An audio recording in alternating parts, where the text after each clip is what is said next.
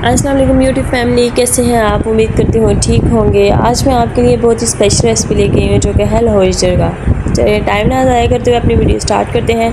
सबसे पहले मैं अपना जो मुर्गा है मुर्गी है उसको मैं अच्छे से वॉश कर लूँगी। वैसे मैंने पहले सिंपल वॉश किया पानी से। अब मैं पानी के अंदर थोड़ा सा सिरका ऐड करके उसको अच्छे से मैं नहाइया करा दूँगी। अच्छे से इसको वॉश कर लूँगी ताकि उसके जो उसके ऊपर चर्बी एक्स्ट्रा लगी हुई है वो अच्छे से मतलब निकल जाए, क्योंकि वो बिल्कुल टेस्ट में अच्छी नहीं लगती और वैसे भी देखने में भी अच्छा नहीं लगता। इसको जो मैंने कट्स लगाए हुए हैं इसके अंदर से भी अच्छे से मैं वॉश कर दूँगी।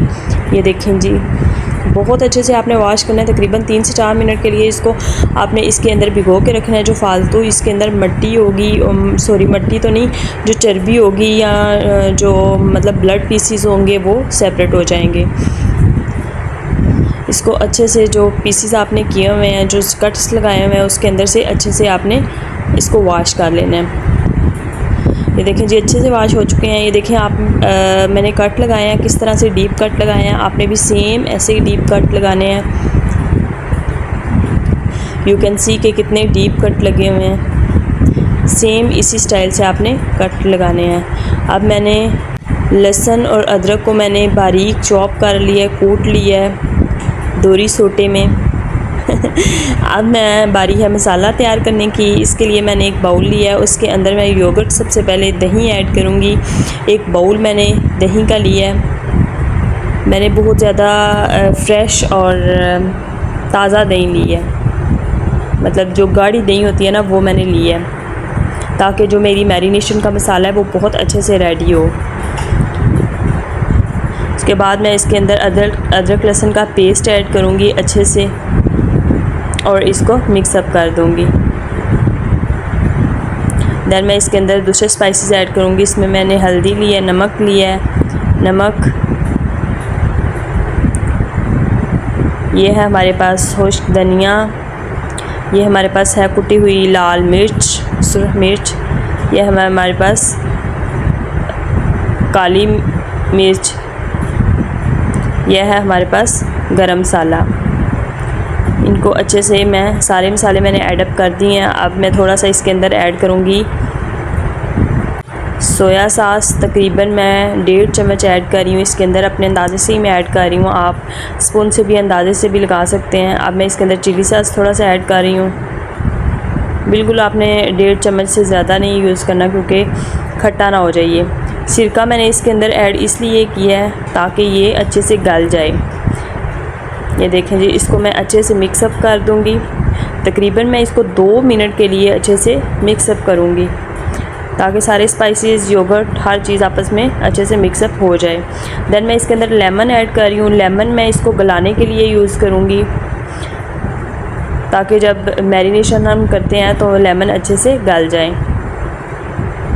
ये देखें, मैंने 2 से 3 लेमन लिए हैं। अब मैं इसके अंदर एक अंडा ऐड कर रही हूँ और इसको अच्छे से मैं मिक्सअप कर लूँगी। एज़ यू कैन सी, थोड़ा सा मैं इसके अंदर ज़्यादा कलर ऐड करूँगी, क्योंकि जो कलर होता है वो बहुत ज़्यादा ज़रूरी होता है, वो बहुत अच्छा लगता है कलर। ये देखें जी, हमारे पास कितना खूबसूरत कलर रेडी हो गया। इसका कलर फूड कलर ऐड करने से देखें हमारा जो मैरिनेशन का मसाला है वो देखने में ही कितना खूबसूरत लग रहा है। इसको मैं अच्छे से मिक्सअप कर लूँगी। देन मैंने जो वॉश किया हुआ था अपना मुर्गा या मुर्गी, उसको मैं अच्छे से मैरिनेटेड मसाले के अंदर मिक्सअप करके चारों तरफ से, अंदर बाहर, चारों साइडों पे मैं मसाले से अच्छी तरह इसको भिगो दूँगी। मतलब इसको ये नज़र नहीं आना चाहिए बिल्कुल भी कहीं से भी। ये देखें, इसके जो कट्स हैं इसके अंदर भी अच्छे से मैं मसाला डाल रही हूँ। और हाँ, इसको धोते हुए मेरे से इसकी एक टांग टूट गई थी, तो इसलिए मैं अब लूँगी एक धागा और इसकी टांग अच्छे से बांध दूँगी, ताकि इसको मतलब जब मैं फ्राई करूँगी या जब मैं इसको फ्राई करूँगी तो ये इसकी टांग वगैरह टूटे ना, मतलब बिल्कुल सेपरेट ना हो जाए। इसकी टांग मेरे काबू में नहीं आ रही।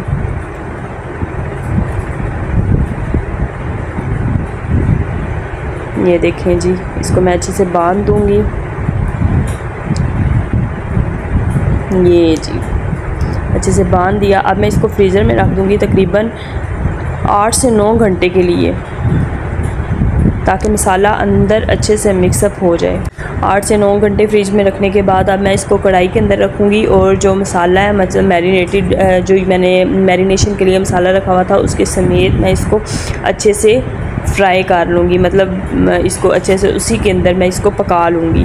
ये तकरीबन 50% इस तरह करने से हमारे पास पक जाएगा, बाकी जो रह जाएगा उसको मैं फिर फ्राई कर लूँगी।